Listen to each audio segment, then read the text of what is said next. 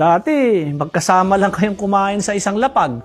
Tawanan, biruan, sabay-sabay magmano kay lola't lolo. Pero ngayon, kailan ba kayo huling nagkita? Nung may namatay? O nung nagkita kayo sa korte dahil may pinag-aagawan na kayong lupa? Hindi na kayo magkapatid, magkaibang panig na kayo. Hindi na kayo magkapamilya, magkabangga na. At ang dahilan? Mana. Lupa lang yan. Pero bakit parang buhay ang pinaglalaban? Lupa lang yan. Pero bakit yan ang naging dahilan ng sama ng loob, awayan ng pamilya? Minsan, iniisip mo, pera kasi ang pinag-uusapan. Pero sa totoo lang, pride ang ugat. Yung akin ito, mas karapat-dapat ako. Hanggang nakalimutan nyo na ang lupa, iniwan ng magulang nyo para magsama kayo.